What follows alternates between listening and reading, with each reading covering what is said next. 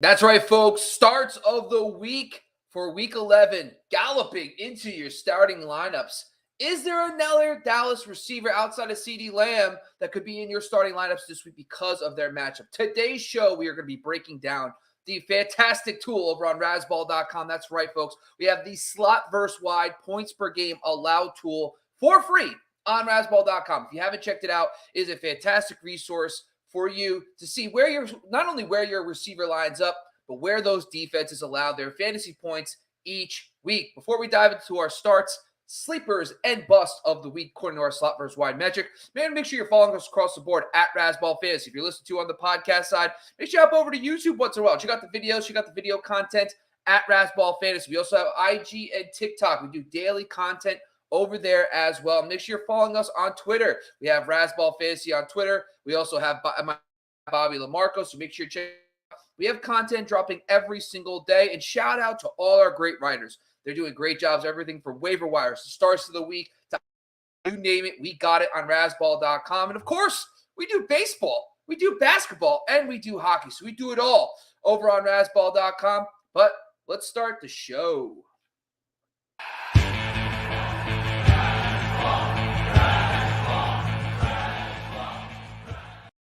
All right, folks, on the screen, before we get into all this, we want to make sure you're following us tomorrow. We're going to be doing our Sunday live start sit show. Make sure you're following us across there as well. We'll be breaking down all your start sit questions live on YouTube. That's right. So make sure you jump over to Razzball.com, Razzball Fantasy or Razzball.com. The link will be posted there as well. For the Razzball Fantasy YouTube channel, it'll be out probably from 8 to 9:30, maybe 10, depending on how many people we got. But you jump over there as well.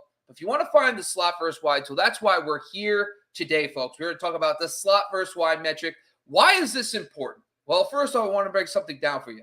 Based on where a player plays on the field, so if a player plays in the slot versus playing on the perimeter, it's important to know where these teams are allowing fantasy points because as you can see on your screen, it's not universal. It's not like every team allows X amount of points out wide and X amount to the slot. It's all over the place. So it's good to know where your player lines up in the formation and how many fantasy points that defense allows. We're taking it a step further on Razzball.com, and that's why we're really excited. This tool has been up for the whole season. Want to make sure you're jumping on there when you're trying to, basically do your last-minute start-sit questions. Use the Razzball Fantasy YouTube channel. So first off, this data, obviously, there's a couple caveats. Number one, this is from the last 6 weeks. So we use the last 6 weeks, typically 5 games. Most teams had a bye during this period. So we're getting more up-to-date information. So information's not weighed down what happened week 1 and week 2.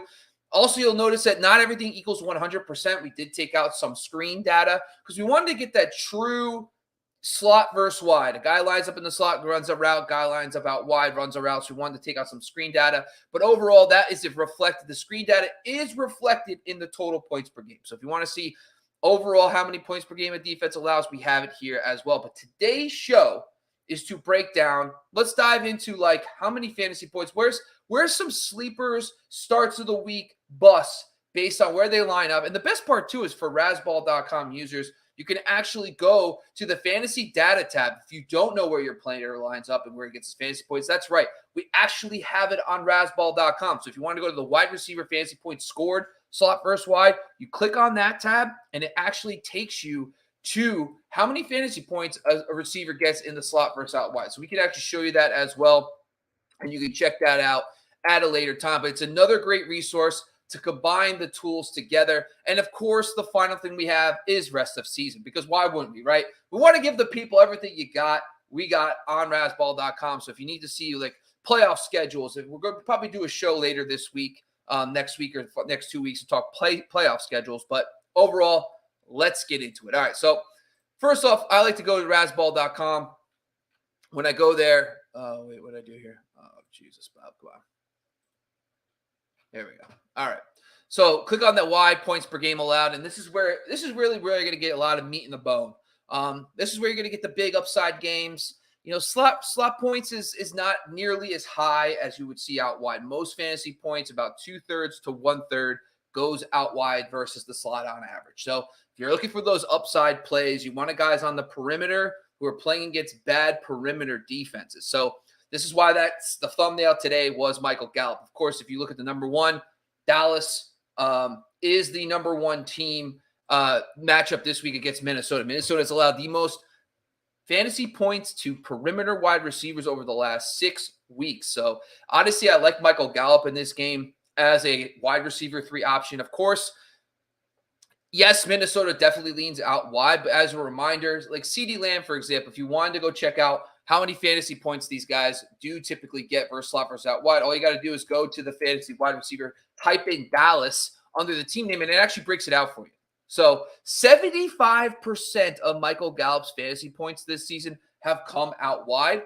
CeeDee Lamb is still 50-50. So CeeDee Lamb, still a good start this week. It's not like he's a primary slot guy, but CeeDee Lamb's more 50-50 versus a guy like Michael Gallup who gets 75% of his fantasy points out wide. So we do like Michael Gallup in this match. If you jump down to the next one, it's Chicago versus Atlanta. Now, I think a lot of people know that Darnell Mooney is kind of that hybrid guy. Also, he plays inside and out. Chase Claypool is the logical next player, but Chase Claypool, if you look at the player usage data, which we have over on Razzball.com as well, you're actually going to see that he's not getting as much routes yet. He's still kind of getting eased in a little bit. Equanimeous, St. Brown, Dante Pettis, those guys are still running ahead of him slightly. But I do think because of the matchup against Atlanta, Darnell Mooney is a very solid start this week because, as you can see, they're still in slot points per game. They're inside the top 10 for Atlanta. So you see here, Chicago overall, no matter where the wide receiver lines up, that's why I really like Darnell Mooney in this game. Jumping down to number 3, it's the Cincinnati Bengals against the Pittsburgh Steelers. As you can see here, 27.5 fantasy points allowed per game out wide. No Jamar Chase still this week. I think that means T. Higgins is someone you got to get into your lineups this week, even in shallower 10-team leagues where you have maybe only start 2 receivers in a flex. You definitely want to get T. Higgins in your lineup versus Pittsburgh in that matchup this week. Now jumping down to number 4, the good news for Buffalo and the Buffalo Bills is that the game is moving to Detroit. I know that a lot of people are excited about the snow game overall, but just keep in mind that that's good news for the passing game. Now they're going to be playing in a dome in Detroit versus this Cleveland Browns secondary. Stephon Diggs always locked and loaded, but Gabriel Davis, folks. Remember, Gabe Davis is a primary outside wide receiver. If you go over to that wide receiver points per game that you type in Buffalo, you get a bunch of options. 98% of his fantasy points have been out wide this season for Gabe Davis, folks. So that means you want to get him as a solid wide receiver 3 this week. I really like Gabe Davis against the Cleveland Browns, playing now in the Dome in Detroit. So that is good news for Gabe Davis fantasy owners. And number 5, to round out the top 5 plays for this week, let's talk about the Los Angeles Rams. The Rams, of course, are facing the New Orleans Saints, the 5th most fantasy points out wide this season. Now the question comes, no Cooper Kupp is a huge target vacuum. What does that mean for these guys? Now, Van Jefferson is the primary solo artist out wide, but he's going to be probably getting targets behind Ben Skoranek, who he played behind last week, and also Allen Robinson. Now, Robinson and Ben Skoranek both played a hybrid role this week with Cooper Kupp out. They played a little bit inside and out.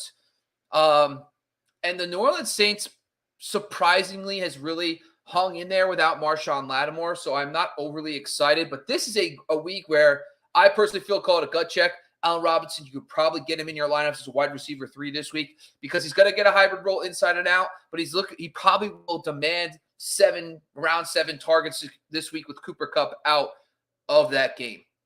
All right, let's jump over to slot. Now, the slot is a little more interesting. You're able to find a little bit more sleeper appeal in the slot metrics because slot receivers aren't always the most owned guys. You got guys like Hunter Renfrow, of course, and who's on IR, of course, now, but I'm talking about like Isaiah McKenzie, who might be available on waivers. Types of receivers like that aren't necessarily always owned. So you might be able to find some spot starts if you have guys on bye this week.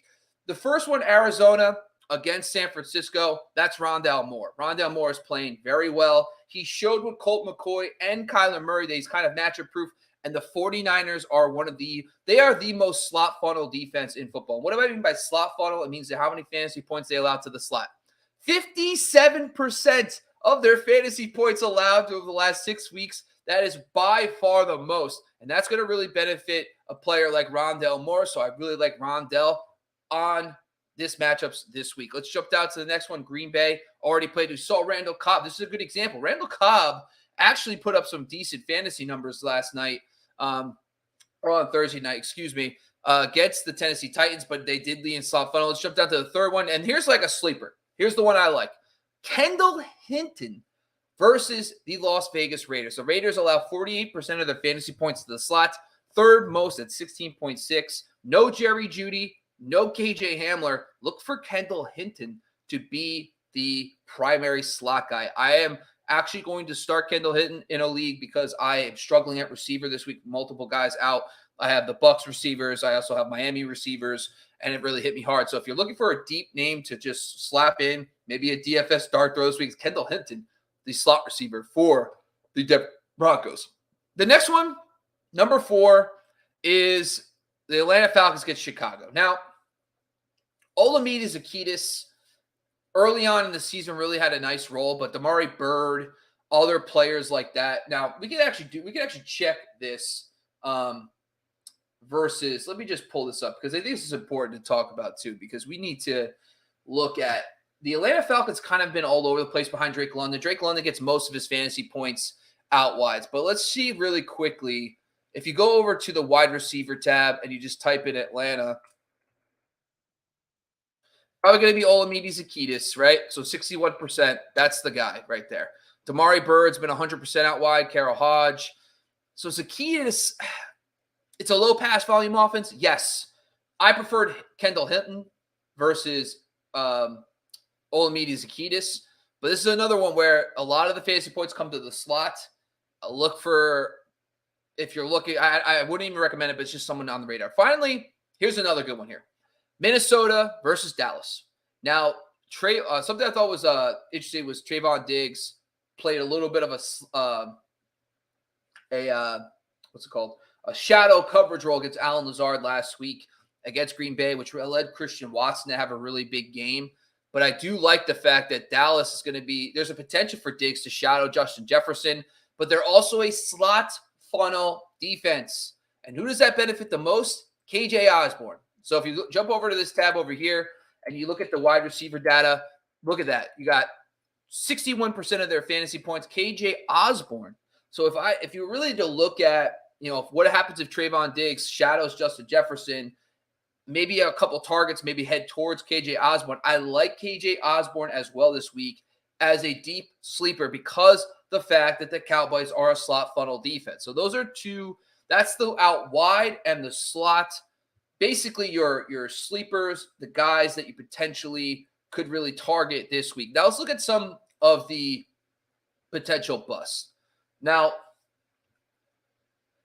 New England, we got Jacoby Myers. Now, Myers versus the New York Jets could be an interesting one, but Myers has played a little bit more inside and out. Unfortunately, because of the way it is set up, you cannot look up just New England, unfortunately. But if you look at by team, let's see. So you go down here, it's about 60-40 for Jacoby. It doesn't make me too worried, I guess, that his matchup's really tough against the Jets. If we look at Jacoby Myers' last game, they did play. Let's just look this up. I don't really care. I'm doing a solo show today. You guys can listen to my band. If you're listening on the podcast side, I apologize. But if you want to go over, looking over Jacoby Myers, how he faced against the Jets just a few weeks ago. 9 catches, 60 yards, and a touchdown. So this is kind of like, yeah, typically you might want to fade the slot receiver versus the Jets, but Myers is now playing about 60-40 slot versus wide. So I'm not worried about him. The Raiders, the next one, listen, Hunter Renfrow is out this week. I'm sorry, this is wide points per game. Jesus. Anyway, New England has the toughest perimeter matchup this week against the Jets. You're fading Parker, and you're also fading Agel or those guys. Not a problem. Myers is okay. The next toughest out wide matchup is the Raiders versus the Denver Broncos. That's Devontae Adams, Matt Collins. Adams, of course, you're probably putting him in your lineups, but you might want to view him more as like a wide receiver 2/flex this week against Denver instead of a typical wide receiver 1. And Matt Collins, you're probably best fading. Washington against Houston. A lot of people don't think of Houston as a really, really tough matchup for receivers, but the thing is they get gashed on the ground. And sorry, my dog's just losing it. Anyway, so basically, Sonny.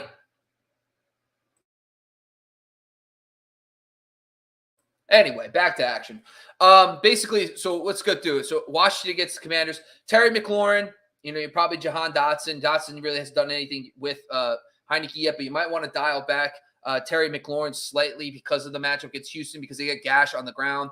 The next one is Arizona versus the San Francisco 49ers. That's DeAndre Hopkins on the outside. Hopkins, listen, these guys are elite studs. Maybe this is a season long, you keep them in, and then on DFS purposes, you just fade them. So we're not going to go in on DeAndre Hopkins against San Francisco this week. And the final one is Philadelphia against Indianapolis Colts. You have Stephon Gilmore and company against Smith and A.J. Brown. Listen, we saw last week a good example of this. Washington Commanders has been very, very good over the last few weeks in the against receivers overall. And so you saw A.J. Brown have a slower game. It's going to be tough for both those guys to go off in this game against Indianapolis Colts, who, by the way, have very good perimeter cornerbacks in Gilmore. So maybe those guys, you just knock them down a couple spots in your rankings. Maybe if you have a better option, like Devonta Smith last week was the guy, A.J. Brown wasn't. Maybe this is an A.J. Brown week. I just think you have to watch it with those guys, maybe more as wide receiver 2 flex options at best in this matchup. Let's look at the slot, see if there's anybody notable here. Jarvis Landry, LA, we'll see. Buffalo, Isaiah McKenzie, I don't think we care. Quez Watkins, we don't care. Kansas City's interesting against the Chargers.